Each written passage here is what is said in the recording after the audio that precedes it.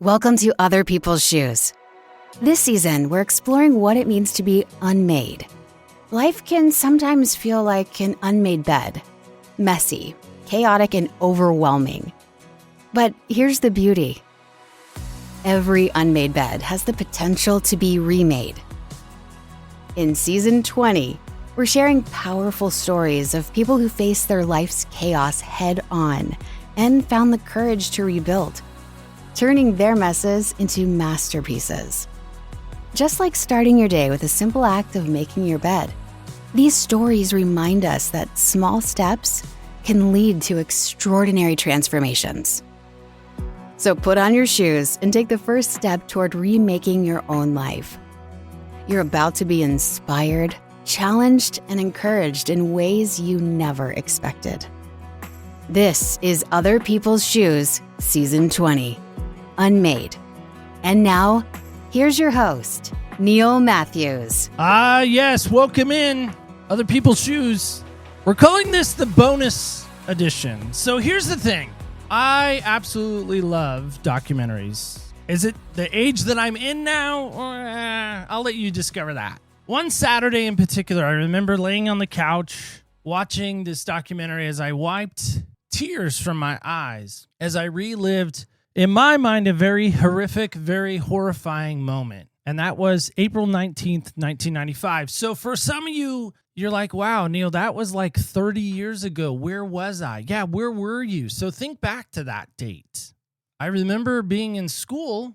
I remember hearing about it. Now, what was it? I feel like this is part two of what happened. See, I grew up as a kid watching the Waco standoff happen in real time on CNN headline news. My teacher turned it on. She was fascinated by the standoff in Waco, and I turned into a Waco fan after that moment. I wanted to know why. Why did the government step in? Why did they burn down this compound? And we had a conversation. Some of you might remember. It was a big bucket list item for me. We released the episode back in December 28th, 2022. We sat down with a young man named David Thibodeau who walked us through Waco. And in that conversation, you might remember, I actually brought up Oklahoma City. Those two events in my mind, and maybe in others, and maybe our guests can help us with that, will always maybe be tied together. Help me welcome in my new friend, Kathy. Kathy, how are you today? I'm great, Neil. Thank you for having me here. Well, it's an honor. As I said in our little kind of preliminary blue room / green room, because our room is blue, not green. So I always struggle with that portion of it. I'm honored to sit with you today. I'm honored to know more of what you guys walk through and how that event of Oklahoma City really unmade you. It didn't destroy you. It's kind of almost remade you in some respects. That's absolutely right. I have to give you a little background of my story before I can tell you about being unmade. If you would like to know about the morning of the bombing. Sure. Just put a pin in it 1 second because I want to ask you one fast question, if that's okay. Okay. We lead off every show with this question. It's sort of silly, but it sort of helps kind of ease some tension sometimes. It's, what style of shoe do you like to wear, Kathy? Flip-flops. In Oklahoma? I don't live in Oklahoma. Well, that's good. I live in Hot Springs Village. I live in a retirement community and I live on the lake and I'm very casual. Okay, that makes sense. The flip-flops make sense then. All right, fair enough. Yeah.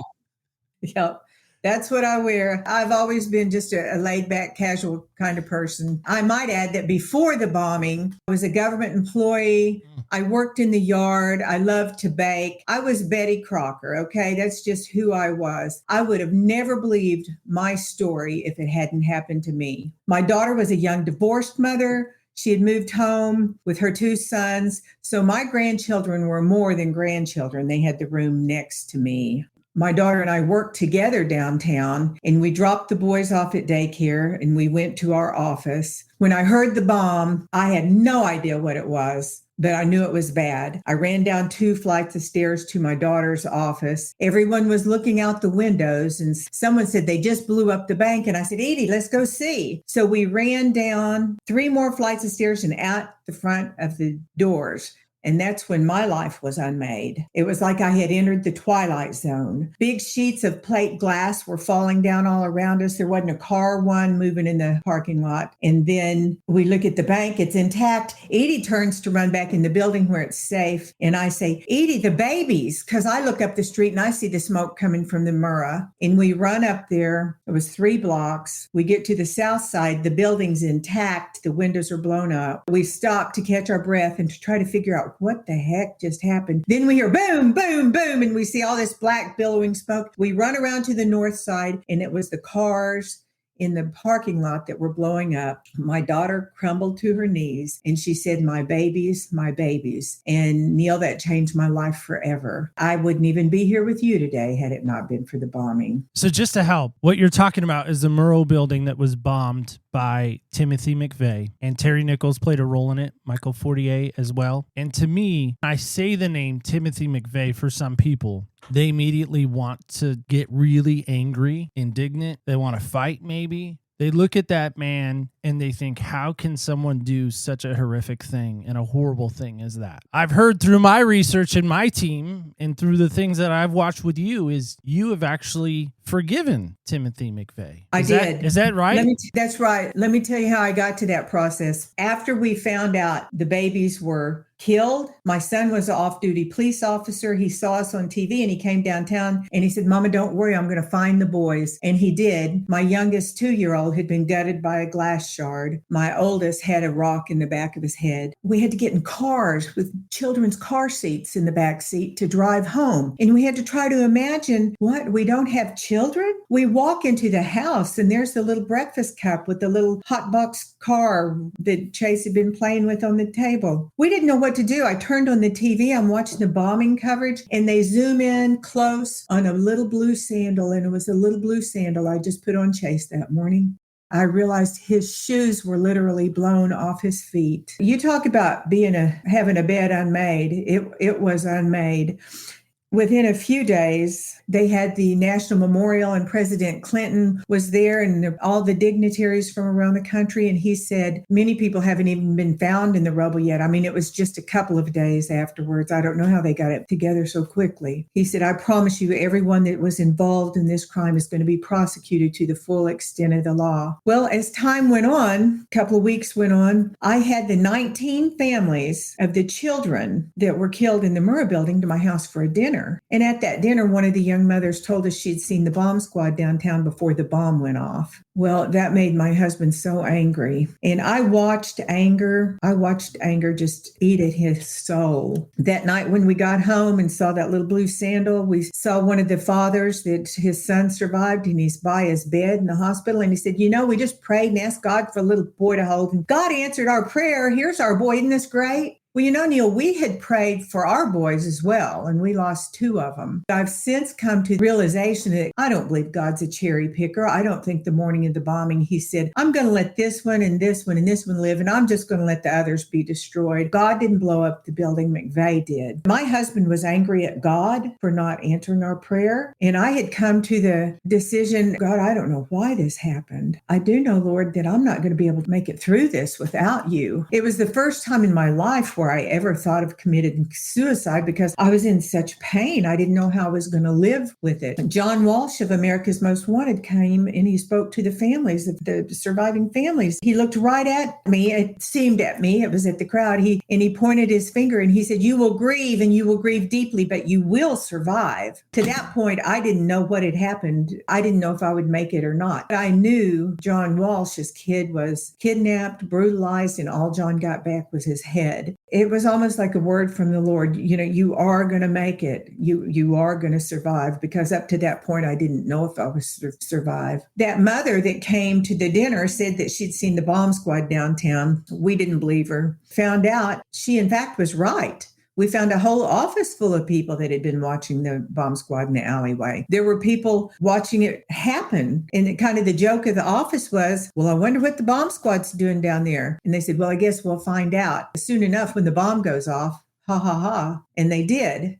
That angered my husband. I mean, I'm telling you, I learned from watching Glenn that harboring anger and bitterness in your heart is like drinking poison and expecting the enemy to die. And it slowly killed my husband. We started asking questions after we learned the bomb squad was downtown. Then they killed off the manhunt for John Doe number 2. There were 24 eyewitnesses that saw McVeigh downtown the morning of the bombing. Not one saw him alone. Many described the same dark-skinned man with the dragon tattoo on his arm and wearing the ball cap with the flames on the side. We're thinking, what in the world's going on? I heard my husband say a dozen times, I can't wait until they execute McVeigh. I'm going to spit on his grave and I'm going to toast his death with a bottle of fine champagne. Well, it wound up my husband, who was 47 years old. His death certificate says he died of pancreatic cancer. But I believe that it was the stress of the bombing and the anger and the bitterness that just ate him up. When you come to the place and you learn to forgive, it's a life changer. Forgiveness is not an event.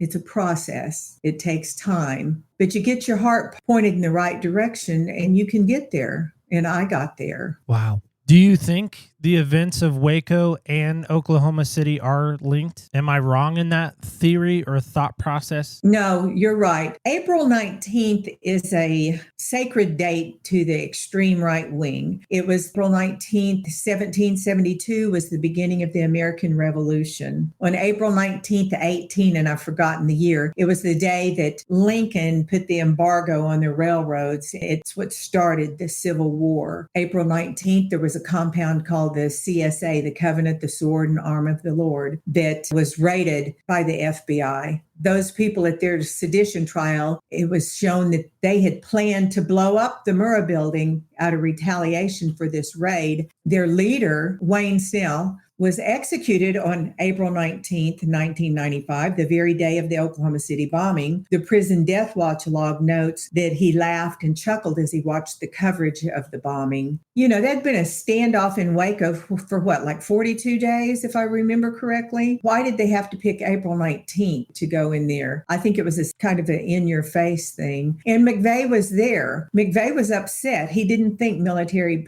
tanks should be used against civilians. Some of his ideologies, they weren't far off. I mean, he could have thought that the way he handled it to go and blow someone up. The bombing was on Wednesday, April 19th, 1995. 2 days later was my daughter's 21st birthday. And on her birthday, we went to the funeral home to pick out a casket to bury her boys in. And when we got back from the funeral home, again, I turned on the coverage. I'm watching the coverage of the bombing. They're bringing McVeigh out of the Perry County Courthouse. And I'm looking at him.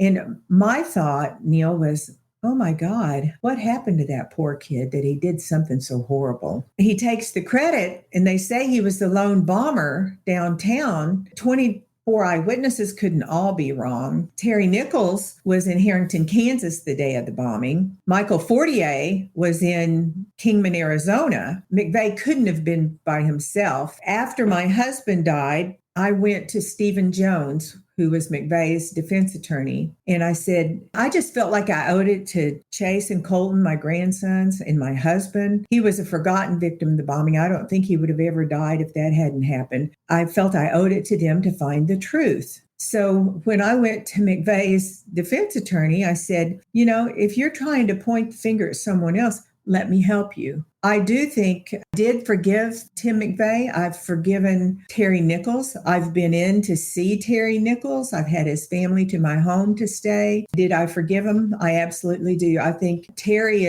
he's a friend of mine, strange as that might sound. Did I forgive him? Yes. Do I think he should be punished? Yes. I think forgiveness and punishment are two different things. And Edmund Burke said that evil flourishes when good men do nothing. And so that's why I continued. So I went to McVeigh's lawyer. I said, if you want to point the finger at someone else, let me help you. It was one of the smartest things I ever did because people in Oklahoma weren't interested in helping McVeigh. So when the defense team went to them asking questions, these witnesses that had been interviewed by the FBI and stuff, they wouldn't talk to them. They would talk to me because I was a victim. So I was an asset to the defense team. I also had documents available to me. I got McVeigh's phone records. I got a speeding ticket that McVeigh got outside of Elohim City. I learned that McVeigh had called Elohim City 2 weeks before the bombing, 2 minutes after calling the Ryder Truck Rental Company. And he asked to speak to Andreas Strassmeyer. Well, also in my findings, I learned that there was an ATF informant, Carol Howe, warned her handler in her reports that these people are planning a bombing.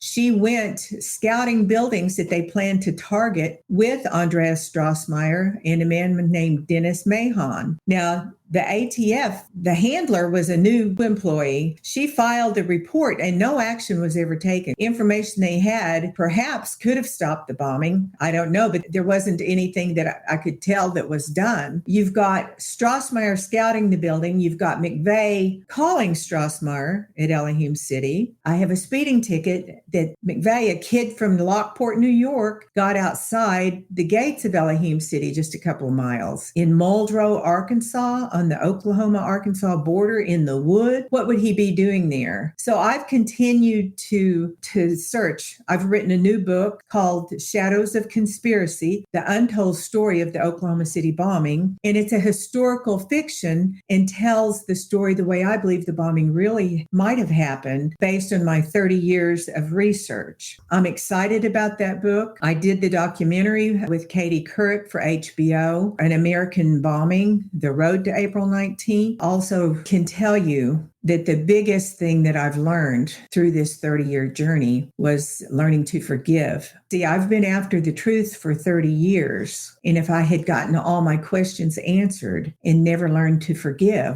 all I would have would be answers to my questions and still two dead little boys. Learning to forgive changed my life. Can you tell me what it was like to see Terry Nichols face to face? Yes. My husband had just died like 3 weeks earlier. I went to the courthouse in Denver, Colorado for the trials. I had done a show with 2020, pointing the finger at other people. Some of the families didn't like it because they said, you're going to get McVeigh off by trying to bring others into it. I didn't want to hurt anybody, but I didn't feel real welcomed by him. The judge called a recess and I went out into the hall and I saw this little lady that looked like Aunt Bee off the Andy Griffith Show. She's standing over there in a long dark coat. She's by herself. And then I realized people were talking about her, but not to her. And it was Terry Nichols' mother. So I went over and I began to introduce myself and she began to cry. She said, I know who you are. I've seen you on TV. And I wrapped my arms around her and I said, well, I just want you to know how sorry I am for your family. And I began to sit in the courtroom with Joyce, Terry's mother, and we would eat lunch together. I felt more welcomed by her at that time than I did other family members. I didn't want them to be angry at me. I was just doing what I felt was the right thing. So after a few days of sitting in the courtroom with Joyce, one day, Terry and I, our eyes locked. And to that time, he'd never looked me in the face. And when he did, I didn't really know what to do. In establishing my friendship with Joyce Nichols, Terry Nichols, the bomber, became my friend Joyce's son. So I was kind of looking at him a little differently. As he's looking at me and I'm looking at him, I mouthed, "Hi, Terry." Not where anybody could hear me. I just mouthed it. He winced and he was shocked and he responded, "Hi." And from that day forward, every day when we'd go into the courtroom, at some point in time, we would lock eyes and we would nod at each other like, "Good morning." Well, the trials were over and the jury couldn't decide how guilty Nichols was. They wanted to know who the other people were that were seen with McVeigh downtown the morning of the bombing. McVeigh had stayed at the Dreamland Motel in Junction City, Kansas, and he drove the truck from the front door of the Dreamland to the front door of the Murrah building and blew up the building. Well, while he was at the Dreamland, it was established that there were men seen coming and going from his room.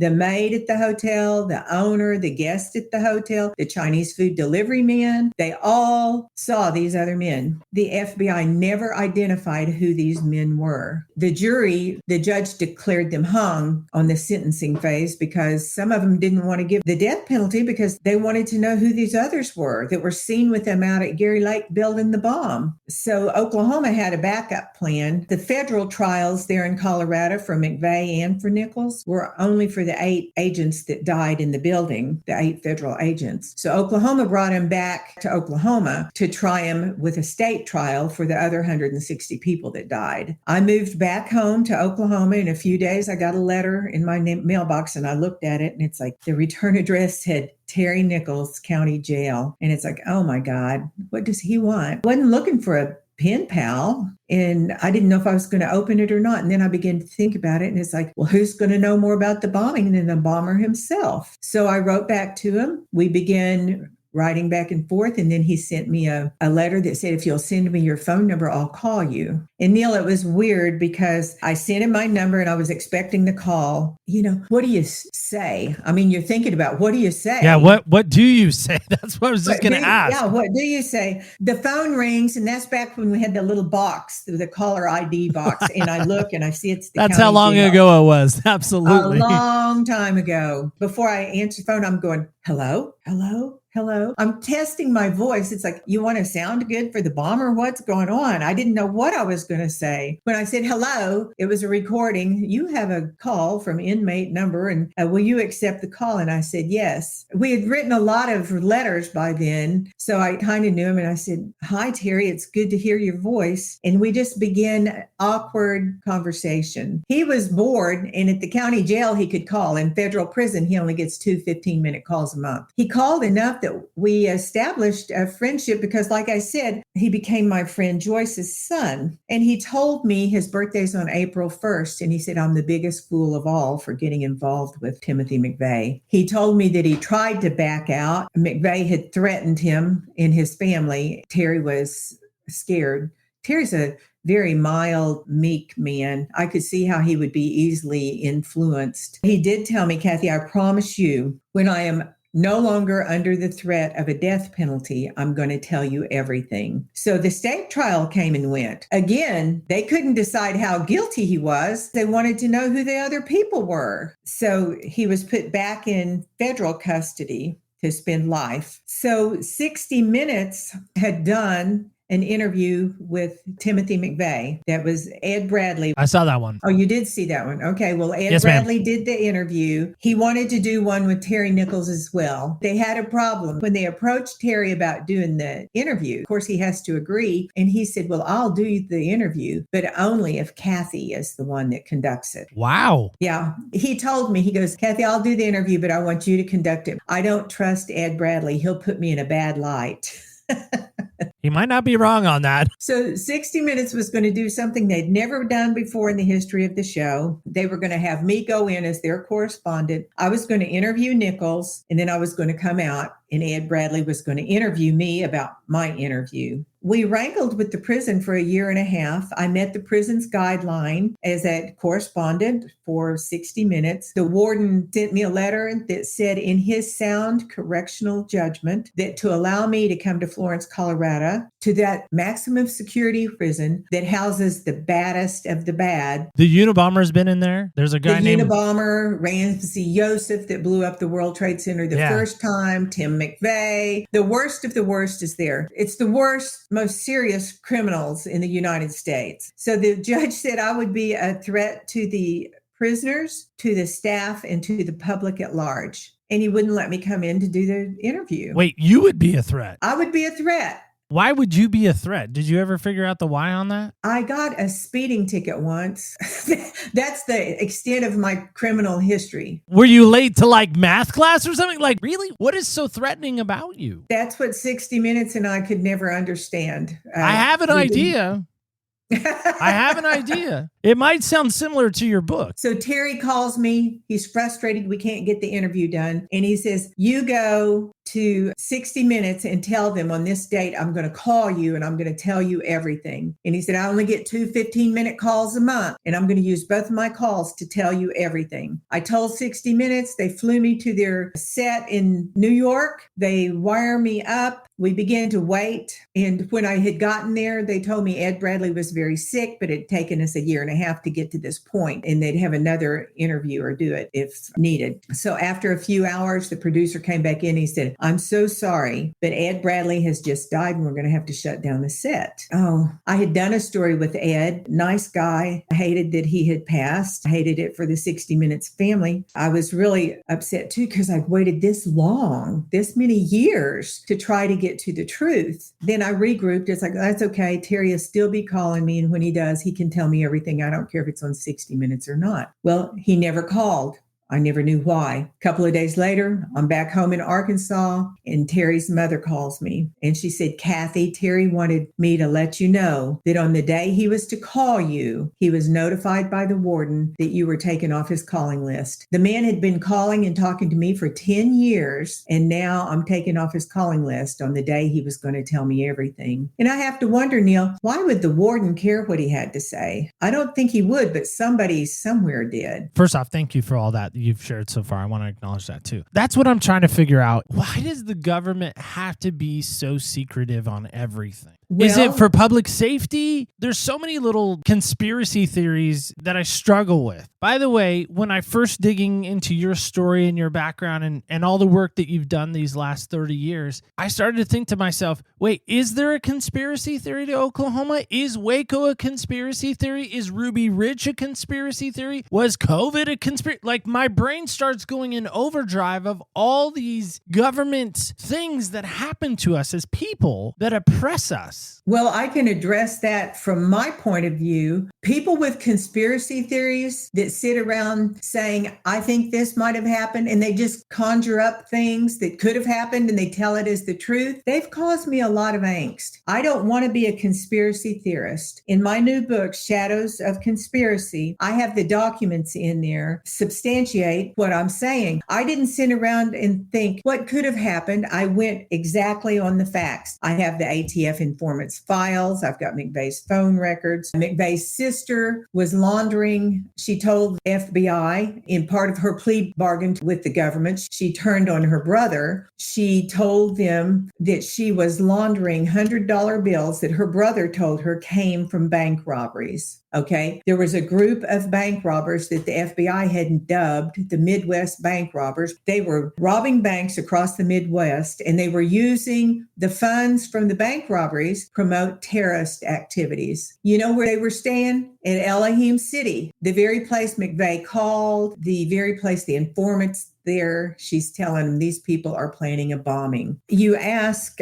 I think there are a lot of wonderful government agents, a lot of wonderful people in the FBI and ATF. Here's what I've come to believe. I know that there were agents brought in from around the country the night before the Oklahoma City bombing. I've got the records, their payroll records. They will admit that they were working on a sting operation. They won't admit to where it was. They can't disclose that information. What I think probably happened after Waco and after Ruby Ridge and all the bad press that they had gotten, I think they wanted to ride in like John Wayne on a big white horse and save the day. I think the information they had was the building would be blown up in the wee hours of the morning. When no one came to blow up the building is when they called the bomb squad in to give the building a clean sweep, and they let everybody go in. There's a few people inside. I'm not saying that the whole FBI or anything, but there's been a major cover up because of embarrassment. I don't think they wanted to blow up the building. Now, there are those people that sit around and they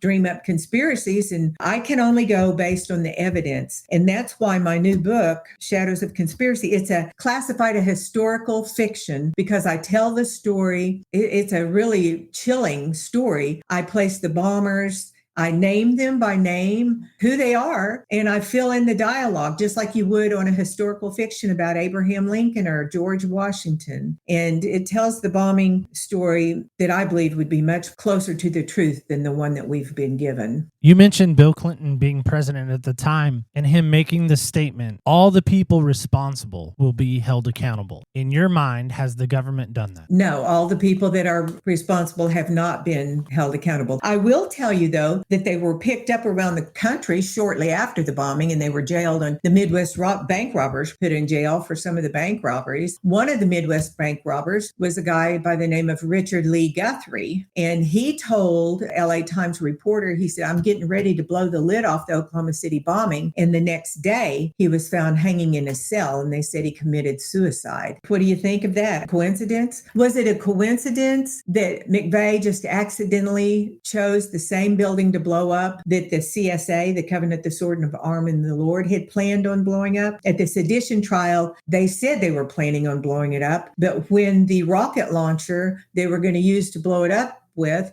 went off in the arms of its maker, they took that as a sign from God that it wasn't time. So did McVeigh just accidentally pick the same building that they had picked 10 years earlier? Did he just accidentally blow up the building on the day that Wayne Snell, the leader of the CSA, was executed in Arkansas? Wayne Snell's spiritual advisor was Robert Millar, the head of Elohim City. After Snell was executed, Snell was taken back to Elohim City and buried. I mean, that's coincidence after coincidence after coincidence, and that just didn't happen. 2 + 2 = 4. And the facts of this story, and I'm talking facts, not fabricated stuff, don't add up. It's time that the real truth is given. I just feel like it's just what I'm led to do. Now, I say this with respect. You're getting older in years. That's right. I feel like a dinosaur. I'm going to be 72 in 2 weeks. The other investigators that I've worked with, well, my husband, he's the one that began to ask questions that started the investigation. We've had Roger Charles and a number of others, and I'm working with a fellow by the name of Jesse Trinidad. None of us are getting any younger. I'm passing the torch. I'm hoping that in my lifetime, I'll get to see the truth unfold. I wish everyone in the country could get my book and read the story, be absolutely shocked and amazed. Like I said, the documents are in my book that substantiate my claims. That was going to be my question was, do you think in your lifetime you'll have this answered?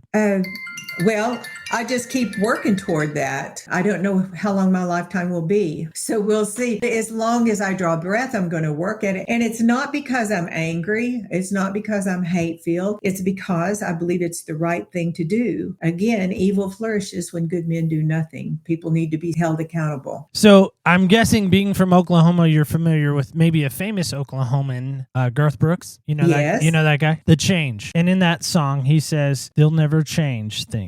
No matter what you do, it's still the same thing. But it's not this world that I am changing. I do this so this world will know that they will never change me. Oh, that's deep. Did you see the video that he did with that song? Yeah. Yeah, well, you saw Edie and I. It was the live coverage of the bombing. We were on there. We were running through the streets. The only changes I want to make in my life would be those that would be directed by my Lord. And I feel like he's pleased with what I'm doing. We talk about making beds and changing things. Had it not been for the bombing, I would have never thought about speaking to groups of people, which I actively do today. I would have never thought about writing books. I would have never thought about being on TV or podcasts. I think that by learning to forgive, it changed my life, it enriched my life, and I have a story to tell. Every time I share my story of forgiveness, people come up to me and they, oh, wow, that's really powerful. The woes in this country. You have sisters that haven't talked to each other for years because they're offended at one another. You've got divorced parents that can't possibly say anything nice about their ex, even though they know they're damaging their children. That's how wars are started. We don't forgive. We need to forgive. Forgiveness on every level. It changes your life. If I had stayed bitter and angry and mad, I would have probably just followed behind my husband to the grave. Do you think there's somebody within the government that knows exactly what happened?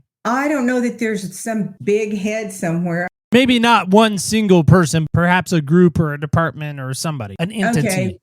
Well, to answer that, I have to tell you another story. Let me go back. McVeigh had been to Elohim City So I wanted to go there. I wanted to know everything I could about them. And my daughter and I went. She's driving. You have to know where you're going because this is out in the boonies, in the backwoods. We drive up finally to this compound, and there's a sign that says Elohim City, and that's Hebrew for City of God. There's big buildings that look like big Smurf houses. They're big domed buildings like I had never seen before in my life. And I grab my camcorder, which at that time was the size of a bazooka. Yeah. It's on my shoulder, and I start filming. I'm saying, Edie, nobody's ever going to believe we've been here. So I'm filming, and then Edie goes, put the camera down, Mom, put the camera down. I not threw it in the floor because I knew something was bad. There were two men with guns pointed at us. They said, how can we help you? I had been told by McVeigh's investigators, if you wanted to talk to these people, you had to show up at noon and attend their church service. We're here for church. So our armed escorts took us into church. We get in there. It's shaped like a horseshoe with the members sitting around in the horseshoe. In the middle of the horseshoe, the Iron Cross Band is playing. They have guns on their shoulders and sidearms on their waist, and they're marching around in a circle, and they're singing glory to God and guns. And I'm thinking, oh my God, what have I gotten us into? When they quit playing, Pastor Millar, the head of the organization, stands up and he says, I see we have guests. Won't you please rise and tell us who you are? So Edie and I stood up, and I wanted to endear myself to them because I wanted them to talk. We stood up. I said, this is my daughter, Edie. I introduced myself, and I said, we lost her two children, my grandchildren, in the Oklahoma City bombing, and we're ATF's worst nightmare. And I got a standing ovation. We were welcomed into the crowd. Afterwards, they took me through the compound, and I got to talk. The next place I went was to the Aryan Nations in Hayden Lake, Idaho, because I had heard McVeigh had been there. Pastor Richard Butler was the head of that horrible organization. When I drove up to the compound, I passed a shack that said for white kindred only. I passed a big metal building with a Nazi swastika painted on the top. And then I got back to the several acres back into no man's land. I got to the Church of Jesus Christ Christian. There was a grove of trees that the skinheads were sitting under. Started to get out of my car, and a big German Shepherd dog lunged on the door. I jumped back in the car, and the skinheads laughed. They called the dog off, so I got back out of the car. I said, I'm here to see Richard Butler. And they took me to his house, and I went inside his house. Butler and we visited. He went through scripture and told me how the white man was God's chosen people. Well, he's a little bit confused because I thought it was the Jews. The white man was God's chosen people, and that gays and homosexuals and blacks and ethnic groups, they're all going to hell. And I'm thinking, well, you're not reading the same Bible I'm reading. He invites me to come in to attend his church service. You walk in the door, and there's an Israeli flag on the floor that the members wipe their feet on. There's all sorts of ugly racist propaganda pictures on the walls. I walk to the auditorium, and I'm standing at the back of the church looking down the aisle of the church, and in front of the church by the podium is a life-size bust of Adolf Hitler. Instead of stained glass windows, there were Nazi flags over the windows. They're in Nazi uniforms. They're singing Amazing Grace. They're singing the songs that you and I grew up on. I go in and I sit down. When the songs are over, Butler raises his hand and goes, Heil Hitler! Everybody did. And I'm a guest, but I'm trying not to let it show. And then Butler looks right at me and he says, God has laid a new message on my heart. He began to preach, and he said, one man's terrorist is another man's freedom fighter, and that McVeigh is a great man and a martyr for the cause. He said, honey, when I saw your little Aryan grandsons on TV, I wept. And I thought, how strange. There is no lengths I wasn't willing to go. The strangest thing, and I think you're going to find it amazing too, is after the bombing, the FBI called in their finest to head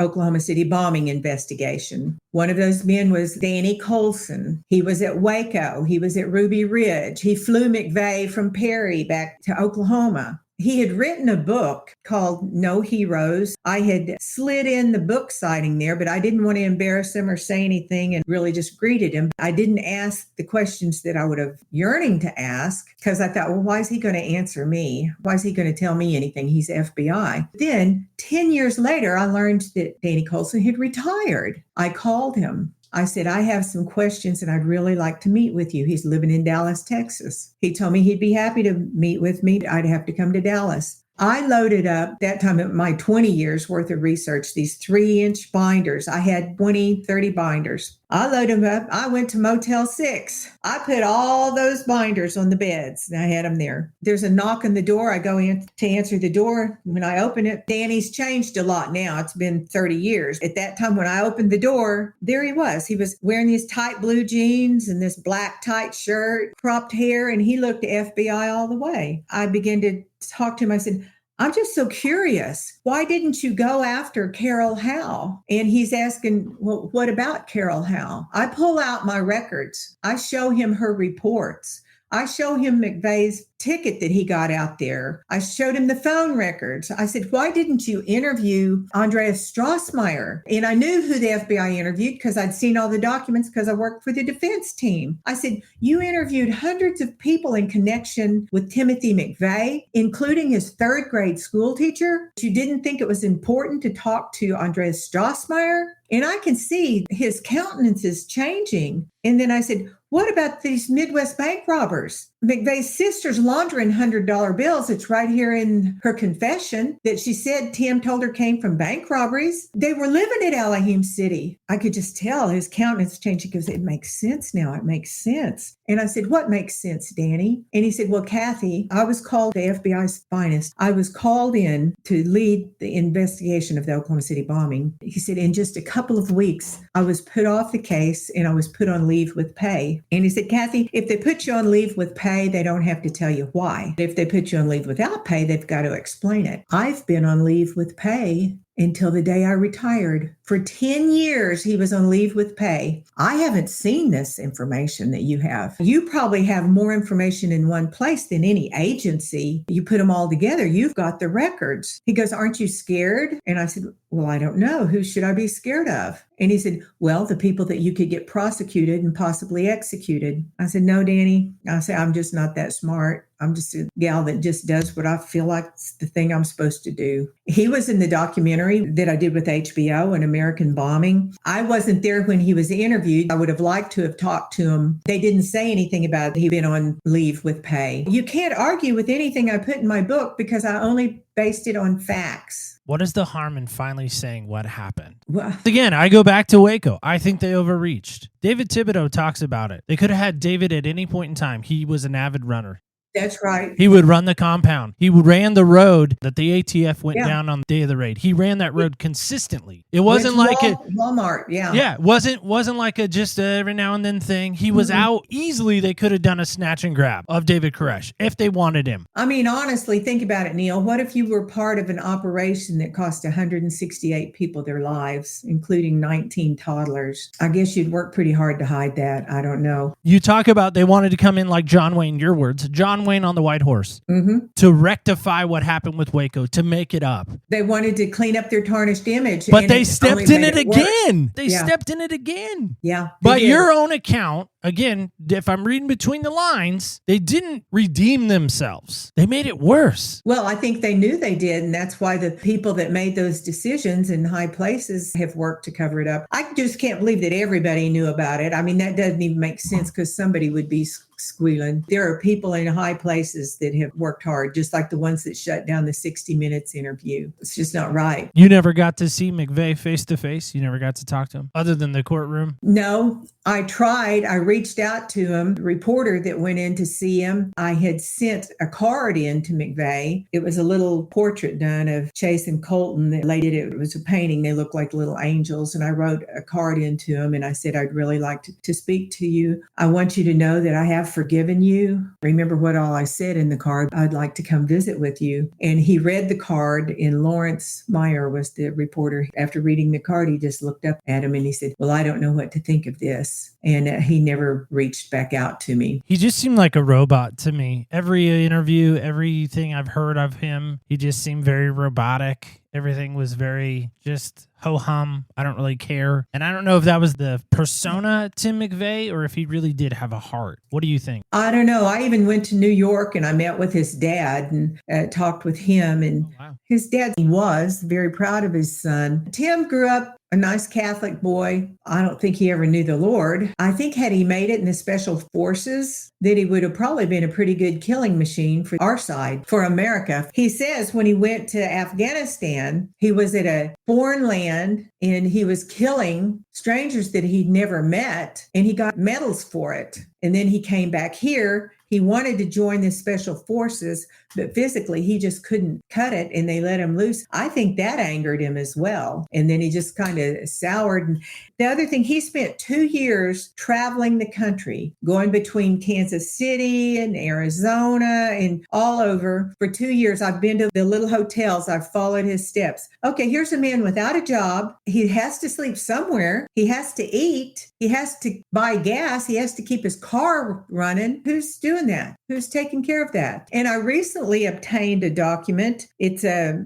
report from the Secret Service. It's 126 pages long. What's really interested in this report, and I have the paragraphs that I highlighted here, this Secret Service agent is reviewing a video of the bombing of the Murrah building, okay? He says the Ryder truck's pulling up to the federal building and then pauses 7 to 10 seconds before resuming into the front of the building and pulling into the slot. The next paragraph says security tapes from the area show the truck detonation 3 minutes and 6 seconds after the suspects, plural, exited the truck. Now, I find it very interesting that the videotape that was released from the Murrah building for 6 minutes, it would have been from 8:58 to 9:03, the camera malfunctioned. And then at 9:03, it started working again. That piece of video that this agent's talking about, I believe it was cut from there. And that's the one released to the public. And the other 22 videos, Judge Mach put under seal, and we're still fighting to get those videos released. No one's ever seen them. If McVeigh was by himself, why was it necessary to put the tapes under seal? Why can't we see what's on them? How likely is it that that camera would malfunction just for the 6 minutes of the truck pulling up and the suspects exiting the truck? That's what I'm saying. Talk to David Thibodeau, very honest with us about what happened at Waco in his mind. Yeah. And I asked him, I don't know how you feel about McVeigh, the Murrah He's a terrible building. person. He killed a bunch of kids. And that's what I can't understand is how does that justify what happened at Waco? It doesn't. And, all it did was, we had nothing to do with that. Now, the people of Waco had nothing to. We were at our own memorial honoring our dead and remembering our dead, our people that had been killed 2 years prior by the government when that happened. And all of a sudden, the focus went from the memorial of all these people that were dead to the people that had just died in Oklahoma City or were dying in Oklahoma City. And they're like, what do you think of that? Oh, I think of that as horrendous. Well, it happened on the day of Mount Carmel 2 years. I didn't even understand what they were saying. I didn't get it till like a couple days later. It's like, oh, they're blaming us for that. Holy shit. They're blaming us for that. I didn't get it. It was, it was a shocker to see the building in flames and you hear about all the kids dead. Murder doesn't justify anything. I don't think Waco had anything to do it other than McVeigh watched it. He was there and it enraged him and it did push him on into action. But I don't think anybody at Waco had anything to do with that. I think he's just mad that those two events are always linked together. Yeah. He wishes that Oklahoma City didn't happen. I think so. Yeah. I think a lot of people do. I'm wondering about you and life now. What does life look like now for you? How do you continue to love a God? And how do you continue to move forward, even with this tremendous task? I don't want to say burden, because it's not a burden, but a task to make people aware of what happened. How do you do that? Well, it's just the right thing to do. Years ago, I realized, Neil, that God did not take my grandchildren. He simply received them when they came. And I know they're waiting for me. I've got a peace in my heart. I have a fabulous life. 7 years after my husband died, I met and married Tom Sanders. That's what brought me to Arkansas. I've got a beautiful family and bonus family. And between the two of us, we've got 6 kids and 13 grandchildren. Wow. And that's a lot. So I've got a good life. I've got a peace. Like I said, I've got a song in my heart and a smile on my face, and I'm just doing what I believe is the right thing to do. I wish I could encourage people to read my book, because it's uplifting, exposes a lot of things. A good read, and it's things people need to know. It's important. Part of American history that hasn't been told, and I don't think it should be left out of the history books. Where can folks get a copy of the book? Where's the best place? They can get Shadows of a Conspiracy, the untold story of the Oklahoma City bombing by Kathy Sanders on Amazon or Barnes & Noble. Probably get it through any of your bookstores if they could order it for you. I'd go to Amazon. I love to share my story. If there's someone out there, I like to speak to groups of people, to churches. I speak to civic clubs. Sometimes I just share my story of forgiveness. I'm sharing my story of forgiveness combined with my investigation because they work hand in hand. I wouldn't be where I am today if I hadn't learned to forgive. Yeah, absolutely. My thoughts about you is I am a little bit torn in this moment because I have a daughter and we only had one and she's amazing. She looks like her mom but acts like her dad, so she could be in a world of trouble. I just weep when I hear about people losing kids. Grandkids, kids, it doesn't matter. Kids in general, kids dying breaks my heart or hurts my heart. I think what you articulated today, by the way, in walking us into Terry Nichols' shoes, his mom's shoes. I mean, I don't know too many people that would be walking through grief because you were still in that grief period, I'd imagine, during that trial time. Sure. Yeah. That befriended somebody that was a major player in what happened to the death of your grandchildren. And in all intents and purposes, it sounds like, nothing against your daughter, those two boys kind of became your boys again. They were. We co-parented those kids. That's I guess I was trying to figure out a delicate way to say that. Yeah. She was a 23-year-old divorced mother. I had the kids. Yeah, they were more than grandchildren. Right. They seem like more of your children than your grandchildren. And I was trying to delicately say that without disrespecting your daughter in any way. Right after McVeigh's execution, Terry told me that his son, Josh, he hadn't seen him in 4.5 years. He was hoping that Josh would come see him because Josh was 12 at the time of the bombing. So Josh's mother, Lana, Terry's ex-wife, called me because I'd also met with her and befriended her. And she said, Kathy, Josh and I are on our way to Oklahoma City. Josh hadn't seen his dad in 4 years. And he goes, Tim McVeigh, he hung out with Josh and Josh's dad, the three of them. They blew up stumps out on the farm. And Tim was his running buddy. And he's really upset. McVeigh was executed. He doesn't understand what's going on and he wants to see his dad. It's been 4.5 years. I think it's time. And I said, well, Lana, that's fine. Why don't you come stay with me? She was taken back and she said, oh, Kathy, I don't know if Josh would be comfortable staying at your house. And I said, well, I understand. I said, come by and just have dinner with me. And if he's not comfortable, I don't have any problem with you all going into a hotel. The doorbell rang. And I went to the door, and the last time I saw Josh, he was 12 years old at the trials. Now he's 16, and he's not a short, fat boy anymore. He's a tall, good-looking kid. I'm at a loss for words, so I look up at him, and I said, hi, Josh. I knew you were coming, so I baked a cake. And I started laughing, and he started laughing. We had dinner. Josh and I stayed up to the wee night hours of the night talking. He told me how the kids at school had nicknamed him Bomber and how that he would get randomly beat up walking down the street and how that he dropped out of school and just how atrocious his life had been because his dad not only blew up my life, he blew up Josh's life too. So they wound up staying with me for 4 days. I did not tell a soul they were there. I didn't want it to be a media event, first of all. And how could I expect my friends and neighbors and family to understand something that I didn't really understand myself? I just knew it was the thing I was to do. No one knew they were there. On the last day, Josh threw me for a curveball. He said, Kathy, will you take me to the memorial? And I hadn't left the house with them. I had fed them at my house and they would go up to the jail to see Terry, but I stayed home. And I thought, oh God, I can't tell him no, not after what this kid's been through. We did. I took Terry Nichols' son, Josh, to the memorial. And Neil, I knew when I stood at chairs number 60 and 61 with my arm around the bomber's son that God had done a work in my life. I knew my life had been changed. It's a great gift. I'm still in awe that God's brought me this far. My sister works for the VA, and they sent her out to Oklahoma City for a training for like a week. And I begged her begged her. Her name's Angel. I begged Angel. I said, Angel, will you go to the bombing memorial and take pictures for me? Because I may never get out there. I live in Oregon. I'm not saying it seems weird, but it just doesn't seem like the destination location for a vacation. You know what I mean? Yeah, Like it's when you're passing through kind of thing, I feel like. That's right. Okay. Again, delicate there. I didn't want to disrespect. But she took pictures, and I'm going to tell you that the pictures, I'm sure, do not do it justice. It just broke my heart to know what happened there. And it still breaks my heart to know what happened there. I'm so challenged by your courage and your ability to forgive, and how you take the bomber's son to a place that is supposed to be sacred, and you do it. And you do it with your arm around him, and you have food with him and break bread with him. And to me, you're doing what the gospel says. You are giving grace to the people that shouldn't get grace. Then I think to myself, I'm like, do I deserve that same grace? Can I give that same grace to someone else? It seems like you have this overflowing grace cup.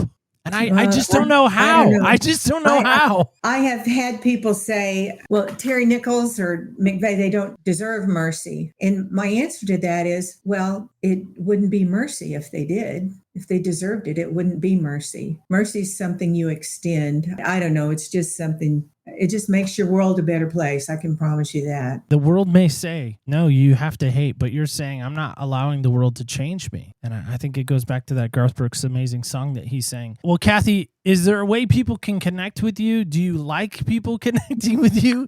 Do you encourage that? Okay. All right. Just checking. All right. How do people do that? My email is just Kathy with a K. It's Kathy Sanders Art, A-R-T, at sbcglobal.net. And I'm on Facebook as well. You can find me on Facebook. That's a good way to find me too. They can friend you or message you or do all the things that social media wise. Okay. Mm-hmm. Wow. If she can forgive, I should be able to forgive, but I can't forgive because, Kathy, you don't know my situation. You don't know how bad it was. Your response to that would be, if somebody doesn't know how to forgive or doesn't want to forgive, what would your response be? Well, I'll tell you when I can remember when my life-changing moment in this journey, I was laying in my bed and I was praying, and I remembered the Lord's Prayer, forgive us our trespasses as we forgive those who trespass against us. And I said, Lord, I just don't know how to do that. You're going to have to send your Holy Spirit to intercede for me. I don't know how to pray for Terry Nichols. I don't know how to pray for Timothy McVeigh. Neil, when I began to pray for them, I don't know what it did for their lives, if anything, began to change mine. Yeah, I learned this 2-sentence prayer years ago from a pastor. He said, Lord, help me feel for them what you feel for them. Yes. Help me, Lord, see them the way you see them. Mm-hmm. That's good. There's times I run up against somebody and I'm like, I don't want to see them the way God sees them. No, I get it. I don't want to feel for them the way God feels for them. I don't. Well, my son is that way. He was an off-duty police officer the day of the bombing, and he saw his sister and mom on TV, and he found the boys in the Colton's gutted. Chase has got the rock in his head, and he'll say, you know, Mom, I understand that you forgave them.